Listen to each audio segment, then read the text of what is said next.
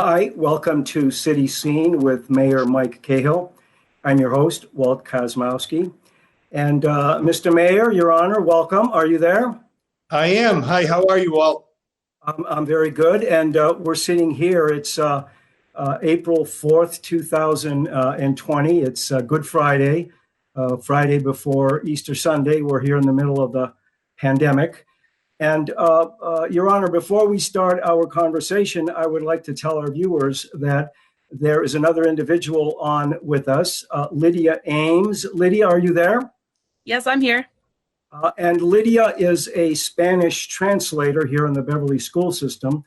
And the mayor had an excellent idea of translating our conversation into Spanish for our Spanish-speaking viewers. So the way this will work is I will ask my customary questions. Lydia will translate the question. The mayor will give his answer, and Lydia will translate the answer. Does that? I think everybody is pretty clear on that. It's pretty simple. Should Lydia maybe translate that to get us going? Oh, sure. Go ahead. Okay. Buenas tardes y bienvenidos. Estamos aquí con el alcalde Cahill y también Walt. Yo soy Lydia Ames y no soy una traductora profesional, pero soy una maestra de español aquí en Beverly.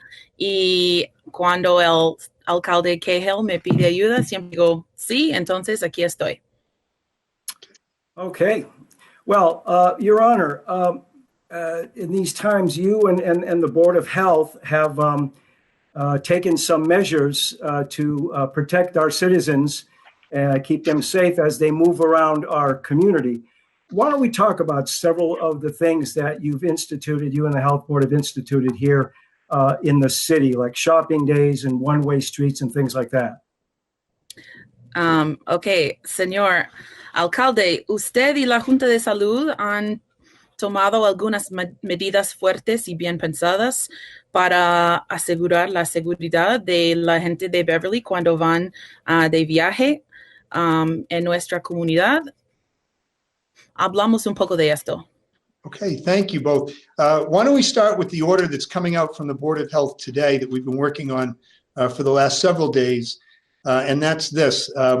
Starting this weekend, all employees of all essential retail stores, our supermarkets, our drugstores, etc., will need to start wearing masks while they work.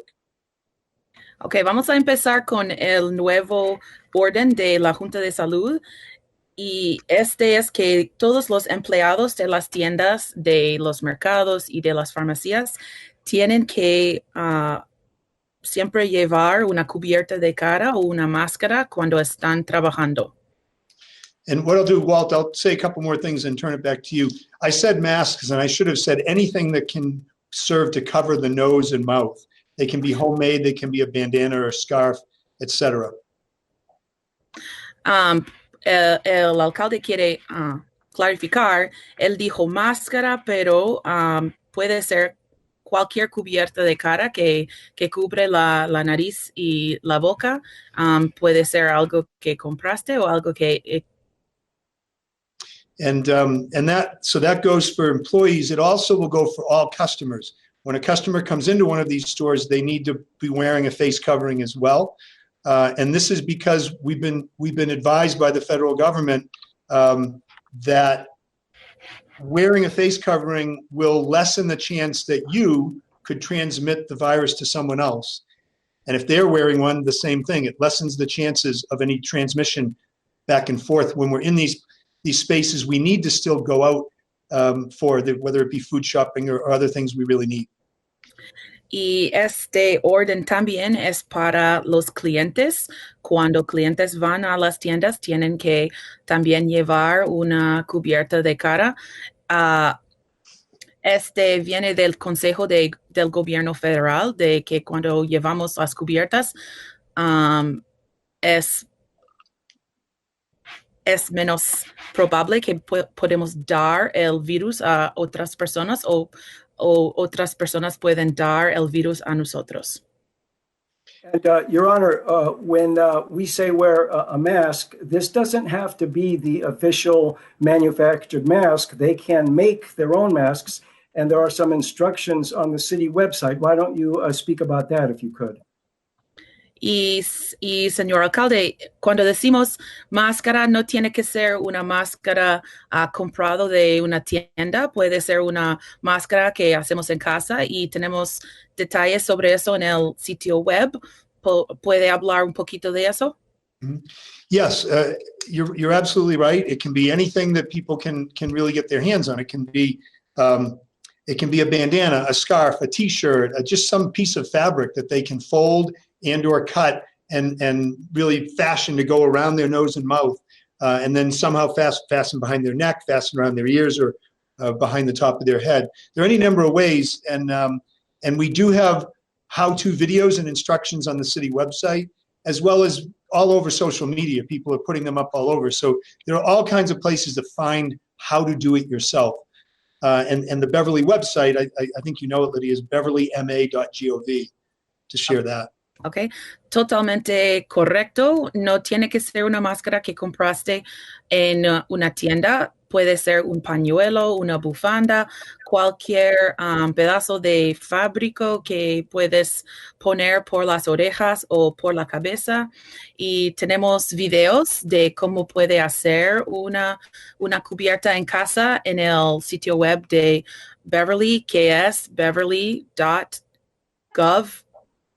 What is it again? G-O-V. Beverly, Sí, MA, beverlyma.gov. Okay, beverlyma.gov.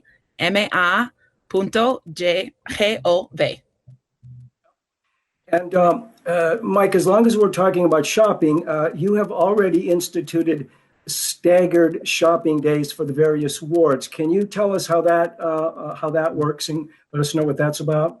Sure. Let me first say I'm really grateful at how hard everybody in Beverly is trying to do the right things and to really slow and prevent the transmission of this virus. Okay, y estamos hablando de que la ciudad ya tiene días escalonados o programados para comprar alimentos y el alcalde dice que está muy agradecido a todos los personas en Beverly que han decidido tomar las buenas medidas que han tomado. So to answer your question, and thank you so much, Lydia, for this. You're doing fantastic. Thank you. So yes, first we came up with the idea and tried it, and it seems to be working. And again, people are really great about trying. The new order on masks is an order. It's something people are required to follow. The staggered shopping days is something that we just put out there as a voluntary. Please do it if you possibly can. It will help kind of spread out the crowd. So each day, there are 2 days a week for each ward. So wards 1 and 2 can shop on Wednesdays and Saturdays. Wards 3 and 4 on Thursdays and Sundays. Wards 5 and 6 on Fridays and Mondays. Did I get that right? It's all on the website as well. And that leaves Tuesday for anybody who needs to pick up something that they hadn't planned on.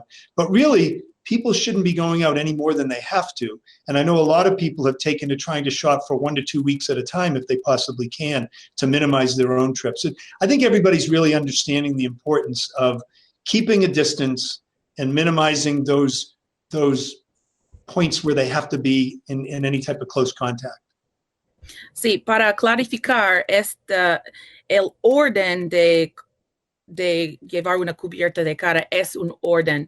El consejo de ir a comprar alimentos en días escalonados es algo que puede hacer como voluntario. Y la verdad es que la mayoría de personas en Beverly están usando estos consejos. Can you tell me again the days for the wards, because I don't quite know that? Sure. I mean, people can go to the website to double check, but wards 1 and 2 are Wednesday and Saturday. 3 and 4. Los distritos 1 y 2 son miércoles y sábados. Wards 3 and 4 are Thursday and Sunday. Distritos 3 y 4 son jueves y domingos. Wards 5 and 6 are Friday and Monday. Distritos 5 y 6 son viernes y los lunes. And this is voluntary, but it's been great that so many people are working so hard to really stay with it. Sí, es un consejo, pero estamos muy alegres de que mucha gente está tratando de usar este calendario. And also, Lydia, aussi, j'aime bien vous écouter parler espagnol. I'm really enjoying listening to you speak Spanish. Well, good. Let's talk, Your Honor, about some of the actual COVID-19 numbers here in Beverly. We know that they're climbing. Maybe you can give us a state of what the current numbers are and maybe put that into context for us. Yes, thank you for asking that, Walt. As I reported in a phone call out to the community last night, as of yesterday, we had 113 confirmed positive cases of people in Beverly with COVID-19. Okay, estamos hablando de el número de personas en Beverly que dieron positivo para el virus y este número sigue subiendo. El alcalde tiene el número actual que es 113 personas han dieron positivo para el virus. And knowing that the tests have been so hard to get access to, and we have tested so few people, we need to remember that the actual number of people in Beverly between people who are symptomatic but haven't been tested, and people, because we know that a percentage of people, a strong percentage, walk around without symptoms at any point, but they are contagious and can transmit.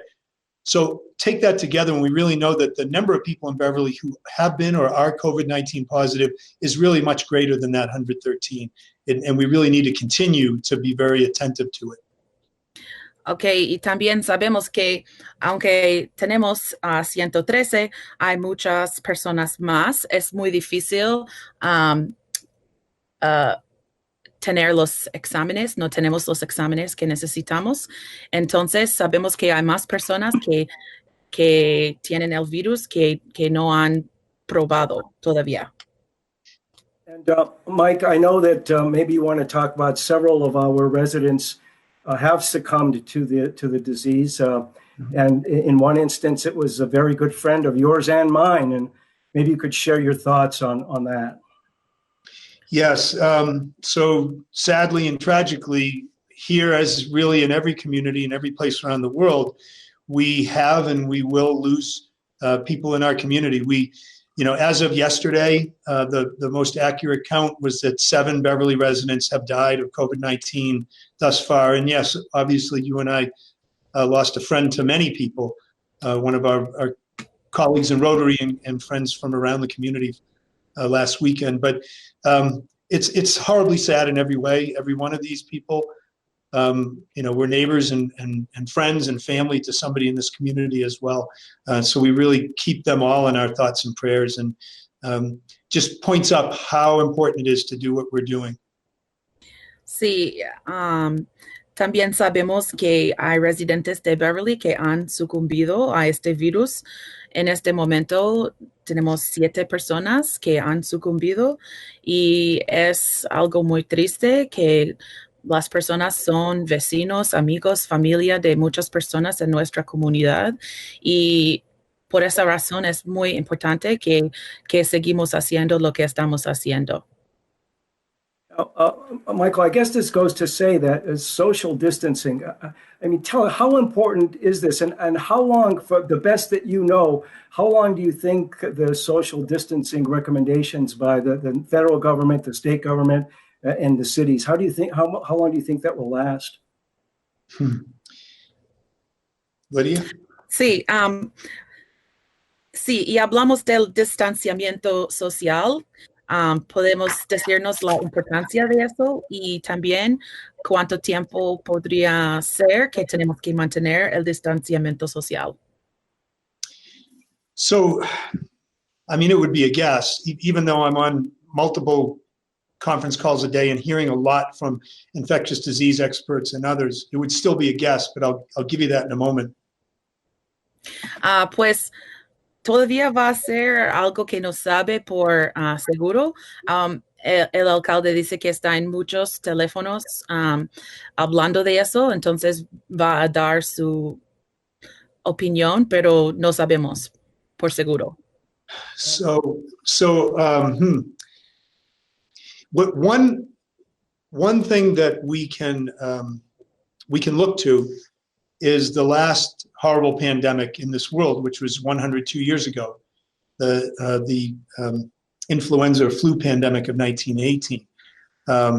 And there was an initial period of about 6 to 8 weeks of this social distancing, after which a lot of parts of the country sent kids back to school, sent people back out into the workplace, only to see an immediate significant spike in cases and deaths and have to start the process over again for another period of time.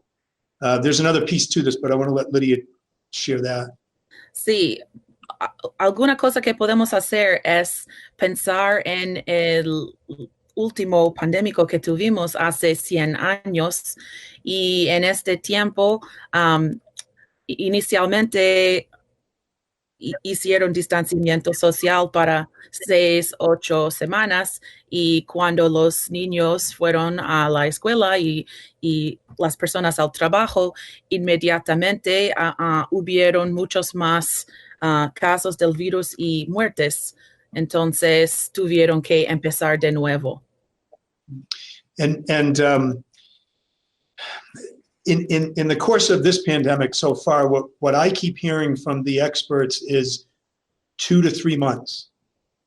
So, at 2 months, we would be into the month of May, probably halfway through May, if you look at when we really started this. And another real factor here is that there is no vaccine. And until there is a vaccine, we may see some ebbs and flows and additional kind of spikes over the next several months. So I think it's going to be a bit yet before we can start to go back out. And it's going to be something we need to be concerned with right through the next several months until there's a vaccine that shows good results and is able to be mass produced and distributed. And that's countrywide and worldwide. Lo que sabemos de los expertos es que va a tomar 2, posiblemente 3 meses. Cuando pensamos en el empiezo de este pandémico, 2 meses es mayo. Entonces 3 meses sería junio. Un problema es que no tenemos una vacuna y hasta que tenemos una vacuna es posible que el virus va a estar aquí y revenir otra vez. And Mr. Mayor, going to your point, I have a copy of today's Salem News, and you can see that schools may not return until fall, meaning that we won't come back this school year. We'll come back in the fall. So that really goes to say that we're still not certain, and there's still a lot of uncertainty and things that need to fall out here before we are in the clear. Sí, Walt tiene una copia del Salem News de hoy que dice que no vamos a regresar a las escuelas hasta el otoño. Entonces, la verdad es que no sabemos lo que va a pasar. Walt, I need to say I almost smiled there, not because of the headline, but because of your use of that high-tech graphic. That was impressive. Go ahead. Necessity is the mother of invention. I've heard. So, and as far as the topic, it's we just don't know yet. And we've asked that question of the lieutenant governor as recently as this morning. Nobody has enough information yet, to know whether it'll be safe to go back to school in May, or if it may take longer, and if it takes too much longer, is there, when you look at the cost benefit in terms of public health, will it make sense to go back? So it's very much at question as to whether we can and will go back to school this school year. I think it's the only fair way to look at it. It's going to take some more time to know that. Sí, la verdad es que no sabemos lo que va a pasar. Hasta esta mañana estaba hablando con el gobernador y todavía no sabemos si estamos fuera de la escuela hasta junio. Entonces, estamos pensando, ¿sería bueno regresar a la escuela o esperar hasta el otoño para asegurar la seguridad de la gente y de la comunidad? And Mike, I'd like to ask you, how are you doing yourself personally? I know that you have brothers and you have nieces and nephews, and in addition, and I'm a family person as well, and so is Lydia. But we see people on television, we see people in public life, elected officials like yourself, who have to certainly I could say have carry an extra burden because you have to look out for the rest of us. How are you pacing yourself and how are you doing personally? Ok, señor alcalde, ¿cómo está usted? Sabemos que usted tiene familia y sabemos que es un peso muy grande lidiar durante este pandémico. Entonces, ¿qué está haciendo usted para alejarse de este trabajo? Well, I feel lucky to be working, and being busy is good. Just trying to do our very best to be to be thoughtful and to work together with people to try to find our way here. Let me stop there and let you catch up. Sí, me siento muy que tengo mucha suerte que puedo todavía estar trabajando.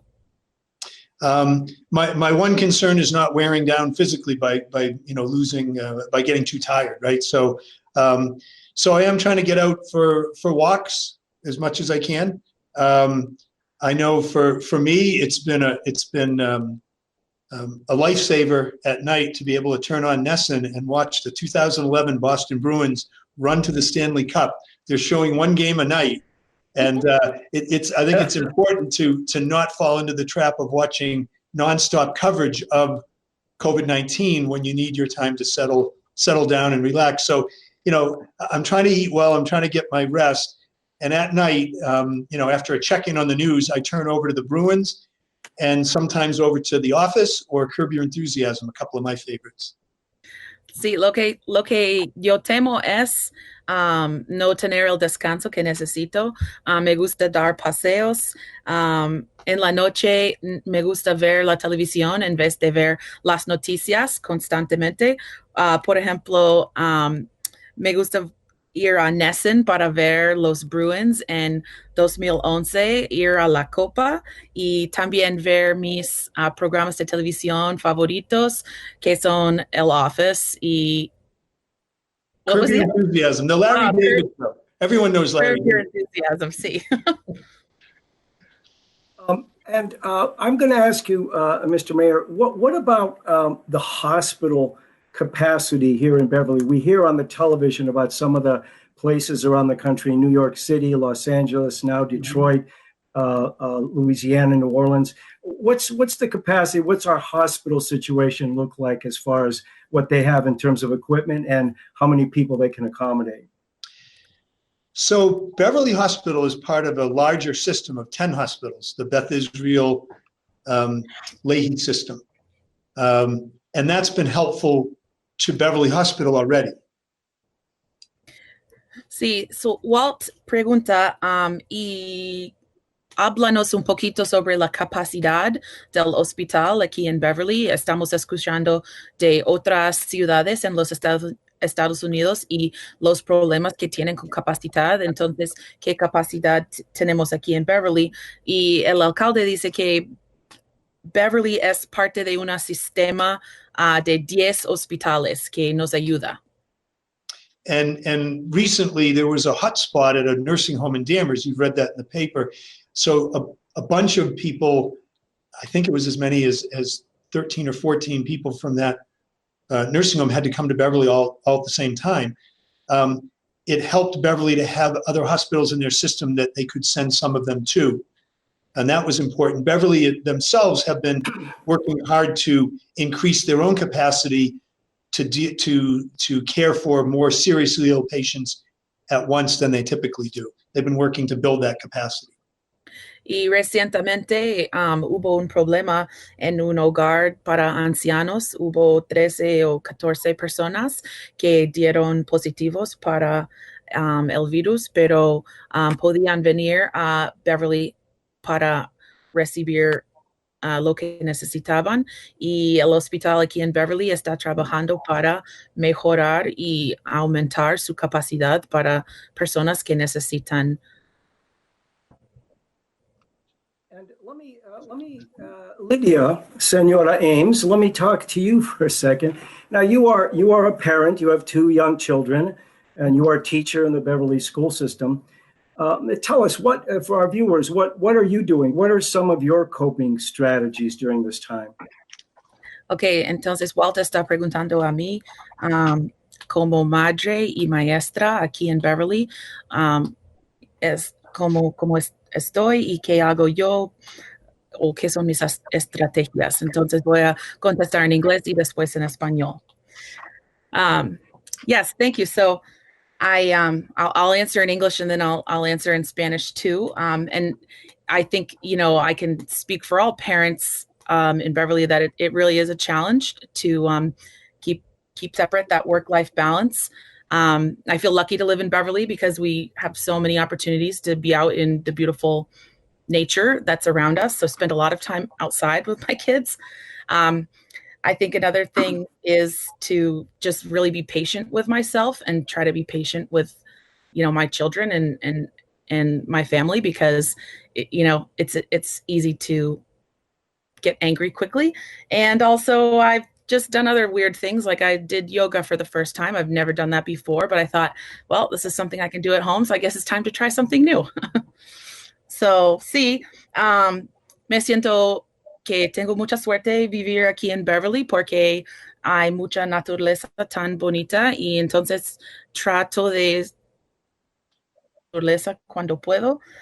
También pienso que es muy importante ser paciente conmigo mismo y también con mi familia, porque es un momento muy difícil para todos. Y también he empezado a investigar yoga, algo que nunca he hecho en mi vida, pero es algo que puedo hacer en casa y algo que puedo hacer para mí. Mr. Mayor, do you want to chime in on some of maybe a few more of your coping strategies besides watching the Bruins historically? Well, tonight there's going to be Game 7 of the Celtics-Lakers in 1984. That's going to be on Comcast Sports Network at 7 p.m. I'll be parked in front of that.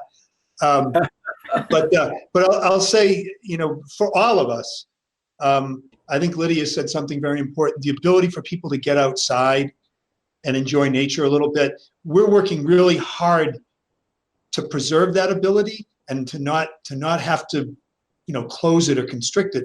It's really important that people can be outside and moving and getting their heart rate up and just seeing something other than the four walls of their house. So that's where the ability to stay physically away from each other and still enjoy the outdoors and have some peace of mind is really important. Sí, pues primero dice el alcalde que esta noche van a tener el partido de los Celtics y los Lakers de 1984. Si tienen interés, él va a estar mirando. Y también dice que es importante tener tiempo en la naturaleza, y por eso es muy importante que mantenemos este distanciamiento social, para que no tengamos que cerrar los parques o las playas o los lugares donde podemos estar afuera. You want some more? Well, I think what I'm hearing you say, on the one hand, we have to kind of unwind, because when you turn on the TV or any kind of media, it's coronavirus and pandemic 24/7. So you have to kind of clean your mind out of that. But on the other hand, you can't get too lazy and just lay in bed all day. You have to get exercise. You have to get your blood, your circulation going. You have to eat well, not stuff yourself with fast food. So you have to exercise on the one hand, but try to decompress. I think Lydia, with her yoga is absolutely excellent for that. Mhm. Sí, sí, es muy importante que tenemos tiempo para relajarnos, especialmente en la noche, también comer bien. Es importante tener o hacer ejercicio y sí, pero también tener tiempo para descansar. Walt, I've got a Now, list of things, if you don't mind. It just, there's so many ways to try to stay a little bit more emotionally healthy during this time. all right, have at it. Have at it. Yeah, I El mean, alcalde tiene una lista de cosas que podemos hacer. everybody can come up with their own ideas, but just calling people on the phone, FaceTiming with family and friends, reading, watching something on TV other than coverage of the virus. And there's more, but I'll let you catch up. Sí, hablar con familia o con amigos por teléfono o también por video. También leer, ver algo en la televisión que no es las noticias o las redes sociales. And I know if my mom was still alive, she'd be watching reruns of Desperate Housewives and Murder, She Wrote, probably. Sí, mi madre estaba aquí, ella estaba mirando Desperate Housewives. And she would definitely be FaceTiming her grandkids. I know that. Y también hablando con sus nietos por video. But other things. If you play an instrument, play it. If it's a loud instrument, step out on the front steps and share it with your neighbors. Sí, tocar un instrumento y si es algo muy fuerte, puedes ir en la calle y compártelo con sus vecinos. I suppose that last one is only if they agree with you that you play it well. Sí, pero solo si tus vecinos están de acuerdo de que tocas bien. Now, Mike, one of the other things that people can do, and I'd like to have you touch on this, is they can volunteer. And I think there are some opportunities in the city. Maybe, would you like to tell us what kind of opportunities people have and maybe what kind of numbers they could call to volunteer?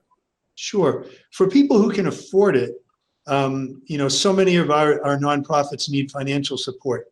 Not the least of which is Beverly Bootstraps that runs the food pantry here in Beverly, the YMCA and others, all doing important work both now and throughout the year. So donating to worthy causes is one. Okay, entonces Walt dice que hay oportunidades para personas en Beverly ser voluntarios y el alcalde dice primero que no es las organizaciones que tenemos que ayudan a personas en nuestra comunidad siempre necesitan apoyo financiero, por ejemplo, Bootstraps o el YMCA, los dos están haciendo trabajo muy importante. Entonces, si tiene el dinero y puedes donar, eso sería una buena manera de apoyar a nuestra comunidad. On our website, Walt, for anybody who wants to volunteer, they can go to our website, and again, beverlyma.gov, and there's if you click on the COVID-19 icon, it brings you to a whole set of pages. One is how can I help? So there are opportunities to volunteer, including with the city, as well as there are links to volunteer to drive Meals on Wheels to seniors with senior care, and to help out with other organizations. But going to the website is the first place to go. And if anybody wants to sign up with the city, there are a number of things that we'll be needing help with. Some we already are working to coordinate. Sí, si quieres ser voluntario, hay muchas oportunidades en el sitio web, el beverlyma.gov. Hay un icono para COVID-19 que puedes hacer clic y una parte donde dice cómo puedo ayudar. Hay oportunidades de traer comida a los ancianos y también otras maneras de ser voluntario que todavía no han empezado. And Mike, if people have other kinds of questions about the pandemic, what they should do, where they can go, times, and so forth, should they call the health department, city hall? What would you recommend? Yeah, I mean, there are a number of hotlines as well as other phone numbers that are on our website, again, in that same space. and with just general questions, or if they don't know where else to call, they can call City Hall at any time, Monday through Friday during what would be typical hours. We have people here to answer the phones and try to direct those questions or answer those questions right here. And that number is 978-921-6000. Sí, y Walt pregunta si personas tienen preguntas, otras preguntas, donde pueden preguntarlas. Y el alcalde dice que hay muchos números en el sitio web de Beverly. También pueden llamar a City Hall y este número es 978-921-6000.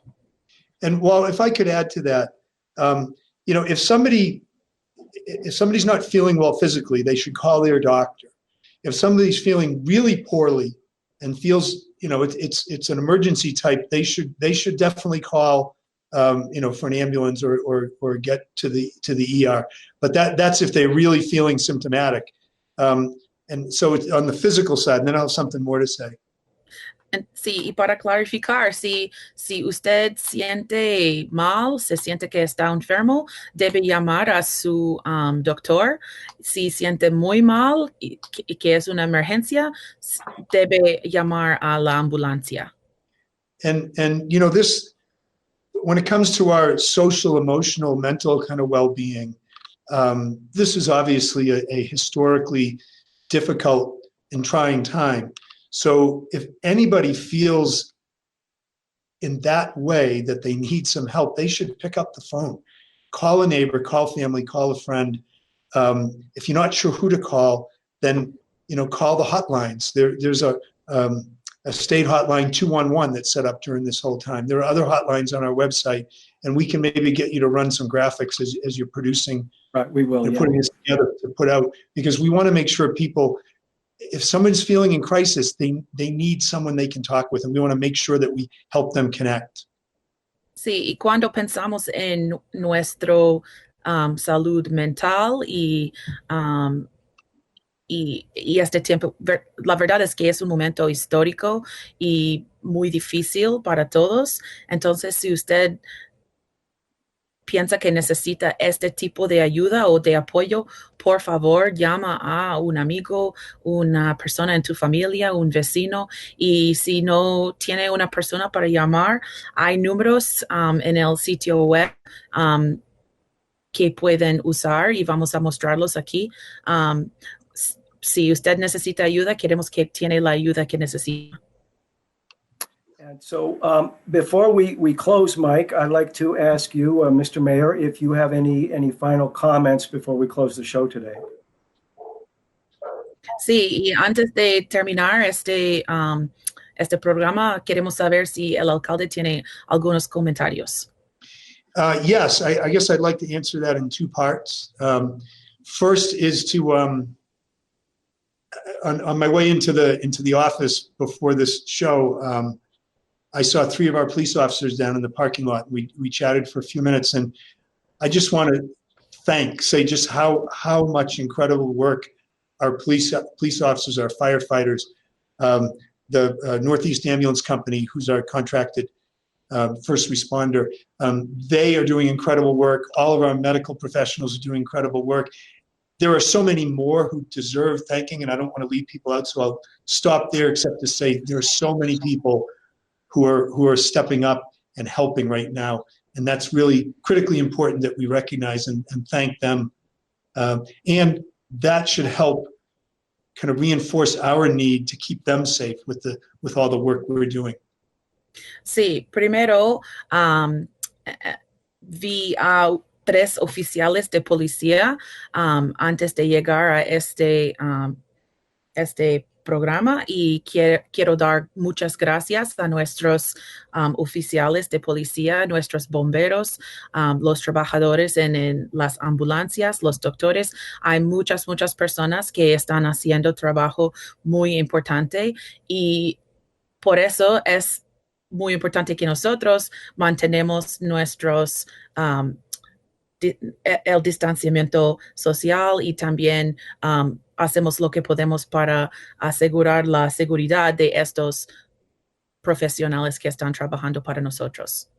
And I just realized this is a three-part answer, Walt, because the second part is I really want to thank Lydia for doing this and helping us to get the word out to our Spanish-speaking neighbors. And I want to thank you and the whole team at BevCam for continuing to try to make sure that we're able to share with the people of Beverly what they need to know. Y el alcalde quiere dar gracias a mí por ser la traductora para que las personas en nuestra comunidad que hablan español pueden también tener esta información, y dar gracias a Walt por su programa y por tener esta información en BevCam para la comunidad. And then the last part is really to all of us and to the community. What we're dealing with right now is not forever. It is definitely for now, and for now is going to be longer than any of us want.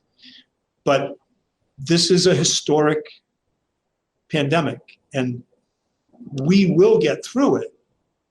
We need to really be committed to doing the things that will slow and stop and choke off this virus until we beat it. And that's why all the great work that people in this community are doing, all the commitment to helping each other and helping keep the whole community safe, it's who we are, and it's something that we can do better day by day. And I'm really grateful for all the amazing work people are doing to flatten this curve and beat this virus. So thank you. Y finalmente, esto en verdad es un momento muy difícil. No nos gusta tener que estar en casa, tener que estar separados de nuestros amigos y familia y trabajos. Es muy importante que seguimos con estos consejos, que mantenemos el distanciamiento social para que podamos tiempo más rápido y que podemos el virus en nuestra comunidad. Well, thank you, Mr. Mayor, and muchas gracias, Senora Ames. And I like De nada. And I'd like to remind our viewers that you've been watching City Scene with Mayor Mike Cahill. I'm your host, Walt Kosmowski, and goodbye for today. Adios. Thanks.